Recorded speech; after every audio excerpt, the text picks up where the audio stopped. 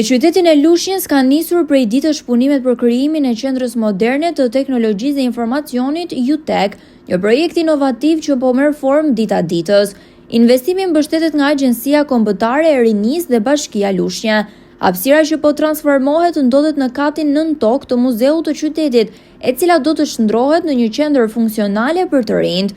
Aty ata do të mund të zhvillojnë aftësi digjitale, të ndisin kreativitetin dhe të zhvillojnë ide që lidhen me të ardhmen dhe teknologjinë. Projekti UTech synon të krijojë mundësi të reja për rininë e qytetit, duke e bërë atë pjesë aktive të zhvillimit dhe inovacionit lokal.